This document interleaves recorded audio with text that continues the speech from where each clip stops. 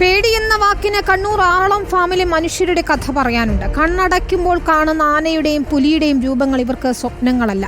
കുടിലിന്റെ മുറ്റത്ത് വരെ ആന എത്തുന്ന അവസ്ഥ. നേരം പുലരുമെന്ന വിശ്വാസത്തിൽ ഉറങ്ങാൻ കിടന്ന് അധികം വൈകാതെയുള്ള ഏതെങ്കിലും ഒരു ദിവസം ആനക്കലിയിൽ തന്നെ ജീവൻ പൊലിയുമെന്നതാണ് ഇവരുടെ പേടി. പരാതി പറയാൻ ഇനിയില്ല. ആനയോ പുലിയോ ജീവൻ എടുക്കും വരെ മാത്രം ജീവിക്കാം.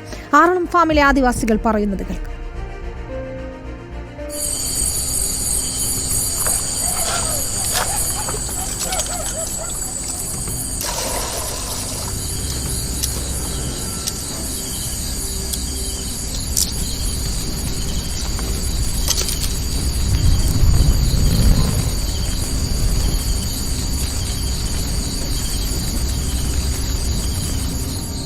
ആറളം ഫാമിലെ 11-ാം ബ്ലോക്കിലാണ്. ബാബുവേട്ടൻ്റെ വീട്ടിനോട് ചേർന്ന് തീ കൂട്ടിയിരിക്കുകയാണ്. എല്ലാ ദിവസവും ഇങ്ങനെ തന്നെ ഇരുന്ന് നേരം പുലർത്തേണ്ട അവസ്ഥയാണ് ഇവിടെയുള്ള എല്ലാവരുടെയും സ്ഥിതി. ഇന്നലെ രാത്രി വരെ ഇവിടെ ആന വന്നു. ആനയെ ഓടിക്കാൻ വേണ്ടി പടക്കം പൊട്ടിക്കുന്നതിനിടെ പടക്കം കയ്യിൽ നിന്ന് പൊട്ടി ബാബുവേട്ടൻ്റെ കയ്യിൽ പരിക്ക് പറ്റി.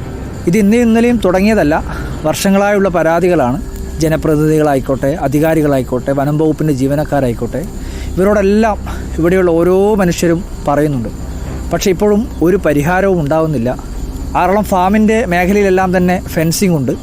പക്ഷേ ഇവർ താമസിക്കുന്ന ഈ മേഖലയിലേക്ക് ആനക്ക് കടന്നു വരുമ്പോൾ അത് തടസ്സപ്പെടുത്തുന്ന രീതിയിലുള്ള ഒരു ഫെൻസിങ് ഇല്ല എന്നുള്ള ആക്ഷേപമുണ്ട്. ബാബുട്ട, കൈക്കിപ്പോൾ എന്തുണ്ട്? കൈക്കിപ്പോൾ ഭയങ്കര വേദനയാണ്. അതുപോലെ തന്നെ ഈ വിരലൊന്നും അനക്കത്തില്ല. ആനയെ കണ്ട ഒരു ബേജാറിൽ ചിലപ്പോൾ അത് അറിയാൻ. അതെ, പിന്നെ എന്തൊക്കെ നമുക്ക് ജീവിക്കണ്ടേ, നമുക്ക് അല്ലേ രക്ഷപ്പെടാൻ പറ്റുമല്ലോ. ആന ഇവിടെ അടുത്ത് തുമ്പിക്കയും പിന്നെ ചുറ്റി പിടിച്ചിട്ട് ഇങ്ങോട്ട് വരുമായിരുന്നു. അതുപോലെ ഞങ്ങൾ ഏത് സമയം ഇതുപോലെ പണിക്ക് പോകാനുള്ള ഞങ്ങളൊക്കെ. പക്ഷേ നമുക്കിപ്പോൾ ഇങ്ങനെയൊക്കെ ഒരു അവസ്ഥയായതുകൊണ്ട് പണിക്ക് പോകാനും പറ്റില്ല. ഇങ്ങനെ തീയും കുട്ടയും കൂട്ടിയിട്ട് ഒരേ ഇരുത്താം. ഇത് നിങ്ങളുടെ എല്ലാം ഇതേപോലെ തന്നെ അല്ലേ? ഉറങ്ങാൻ പറ്റാത്ത എല്ലാം ഇങ്ങനെ തന്നെയാണ്. ഇന്നലെ രാത്രി 3 മണി തൊട്ട് ഞങ്ങൾ നേരം പുലർച്ചെ വരെ ഞങ്ങൾ ഉറങ്ങിയിട്ടില്ല. ഒരു പോള കണ്ണടിച്ച് ഉറങ്ങിയിട്ടില്ല. അത് അനുഭവിക്കുന്ന നമുക്ക് മാത്രമല്ലേ അറിയത്തുള്ളൂ. ഇത് ആന തന്നെയാണോ പ്രധാനപ്പെട്ട പ്രശ്നം? ആനയുണ്ട്, ഇതുപോലെ പന്നിയുടെ ശല്യമുണ്ട്, കടുവയുടെ, പുലിയുടെ, കുരങ്ങന്റെ, മറ്റെല്ലാ സാധനത്തിന്റെ ശല്യം ഉണ്ട് നമുക്ക്.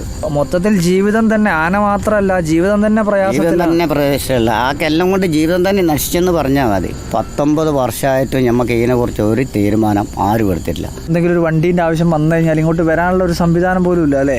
7 മണി കഴിഞ്ഞാൽ വണ്ടി വിളിച്ചാൽ വരത്തില്ല. കാരണം അവർക്കും പേടി. കഴിഞ്ഞ പ്രാവശ്യം ഒരു വണ്ടിക്കാരനെ വിളിച്ചിട്ട് പുള്ളിക്കാരൻ 7 മണിക്ക് ഇവിടെ വന്നപ്പം വണ്ടിയുടെ മുമ്പിൽ ആന ആയതുകൊണ്ട് പുള്ളി തിരിച്ചു പോയെന്നാണ് പറഞ്ഞത്. അങ്ങനത്തെ ഒരു അവസ്ഥയാണ്. അതായത് അത്യാവശ്യം വന്നു കഴിഞ്ഞാൽ പോലും വിളിച്ചാൽ വരാനില്ല. വിളിച്ചാൽ വരികയല്ല അവര്.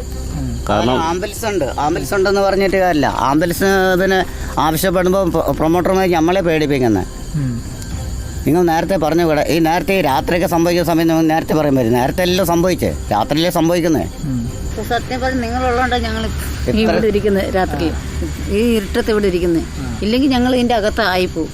ഒരു ദിവസം സത്യം പറഞ്ഞാൽ കഴിഞ്ഞ് കിട്ടിയെന്ന് മാത്രമേ ഉള്ളൂ. അത്രേ ഉള്ളൂ. കണ്ണടയ്ക്കുന്ന നേരം വെളുത്താൽ നമുക്ക് എല്ലാവരും കാണാം അല്ലേ? ഇതേപോലത്തെ അവസ്ഥയാണെങ്കിൽ ചിലപ്പോൾ അങ്ങനെയുള്ളവരും കാണാൻ പറ്റില്ല. അങ്ങനെയൊക്കെയുള്ള ഒരു അവസ്ഥയാണ്. ഇതിനൊരു ശാശ്വതമായ പരിഹാരം ഉണ്ടാക്കാൻ കഴിയുന്നില്ല എന്നതാണ് ഏറ്റവും വലിയ വെല്ലുവിളി, ഏറ്റവും വലിയ പ്രതിസന്ധി. അത് തന്നെയാണ് അനാസ്ഥയായി ഇവരെല്ലാം ചൂണ്ടിക്കാണിക്കുകയും ചെയ്യുന്നത്. വീഡിയോ ജേർണലിസ്റ്റ് ലിമേഷ് ചെറുപേഷിക്കൊപ്പം reporter Arjun Kalyad in reporter, Kannur.